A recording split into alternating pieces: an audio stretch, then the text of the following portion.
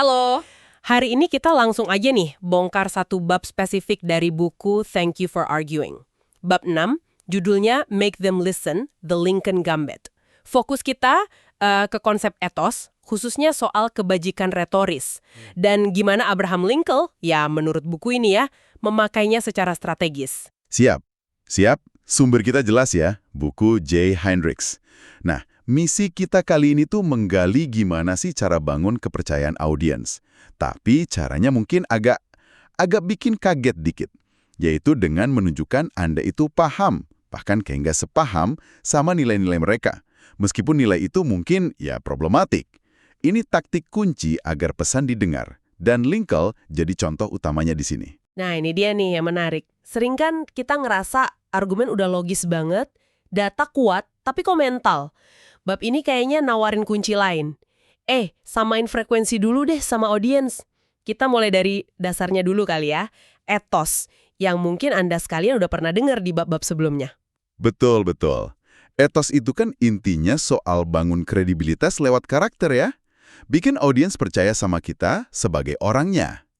Nah, bab 6 ini, dia menyorot satu elemen etos yang sama Hendricks disebut kebajikan retoris. Rhetorical virtue. Kebajikan retoris. Ini bukan berarti kita mesti jadi orang suci tanpa celah gitu ya, baru omongan kita didengar? Nah, justru itu uniknya.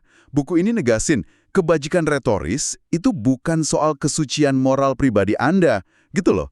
Ini lebih ke soal, gimana ya, kelihatan atau tampak menjunjung tinggi nilai-nilai yang penting buat audiens Anda saat itu. Tujuannya ya biar mereka nyaman, ngerasa kita satu kubu, jadi pintu telinga sama hatinya kebuka buat pesan kita. Bukan berarti harus, rajin nolongin nenek nyebrang jalan biar presentasi diterima ya, tapi lebih strategis aja. Oke, paham. Jadi soal kesan yang dibangun secara sadar biar orang mau nyimak. Dan ini bawa kita ke inti babnya, studi kasus yang lumayan provokatif. The Lincoln Gambit. Gimana tuh Lincoln menurut Hendricks mainin ini? Konteksnya kan berat banget ya. Dia mau hapus perbudakan, tapi audiensnya banyak yang pro atau minimal punya bias rasial kuat waktu itu. Tepat sekali. Konteksnya itu, sangat menantang. Lincoln punya tujuan progresif, ya dan hapus perbudakan, tapi dia hadapin audiens yang resisten banget. Bahkan megang nilai-nilai yang kalau sekarang kita lihat ya mengerikan lah. Platform partainya juga belum tentu nyambung sama semua orang yang mau diajak ngomong. Terus gambit atau manuvernya gimana tuh kata buku ini? Nah, Hendricks bilang Lincoln pakai etos gambit. Artinya, Lincoln secara sadar nampilin sikap luar, retorika, yang sejalan sama beberapa nilai atau bahkan prasangka audiensnya waktu itu. Buku ini secara spesifik nyebutin, ini termasuk mengadopsi bahasa atau sikap yang nuansanya rasis, tapi secara retoris.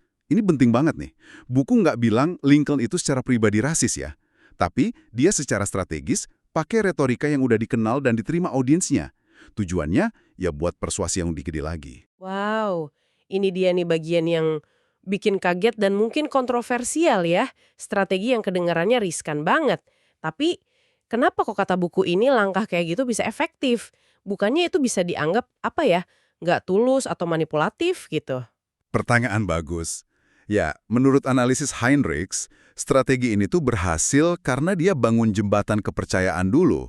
Itu kuncinya. Dengan kelihatan paham, atau bahkan kayaknya sepaham sama sebagian pandangan audiens, meskipun pandangan itu bermasalah ya. Lincoln jadi didengerin. Pesan emansipasi yang susah itu jadi lebih mungkin diterima. Kenapa? Karena datangnya dari orang yang audiens anggap bagian dari kita, gitu. Bukan dari kelompok abolisionis yang mungkin dicap ekstremis atau orang luar. Ini paradoksnya kan? Pakai kesamaan, atau setidaknya kesan kesamaan, buat buka jalan perubahan. Bikin mereka nurunin pertahanan dululah intinya. Jadi intinya bukan sekedar iya-iya aja sama audiens, tapi secara cerdik nunjukin pemahaman atas apa yang mereka hargai atau yakini. Nah, sebagai pintu masuk. Terus pertanyaannya buat kita nih, pendengar sekalian, gimana kita bisa terapin kebajikan retoris ini di konteks kita sehari-hari? Di kerjaan, komunitas, keluarga, tapi tanpa merasa jadi bunglon gitu, yang hilang prinsipnya.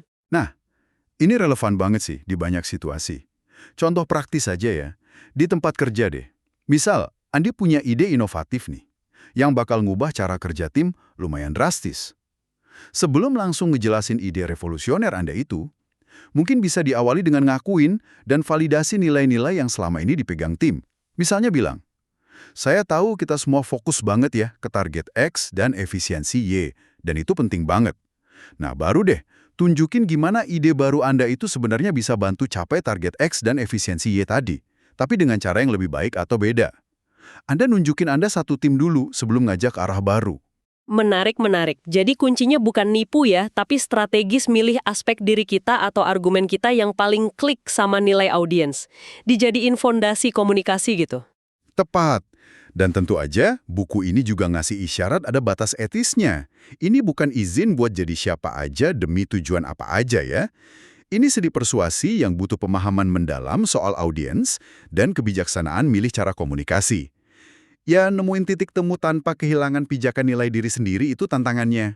Oke, jadi kesimpulan dari bab 6 ini intinya soal kekuatan tak terduga dari kebijakan retoris ya.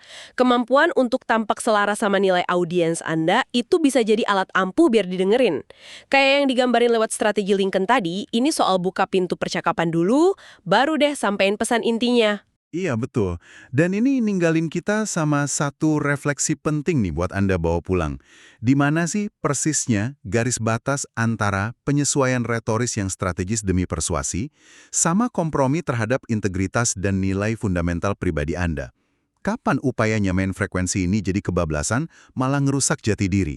Nah, ini pertanyaan yang kayaknya bagus buat direnungin dalam komunikasi kita sehari-hari. Pertanyaan reflektif yang bagus banget. Terima kasih udah nyimak pembahasan kita kali ini ya. Sampai jumpa di penjelajahan sumber berikutnya.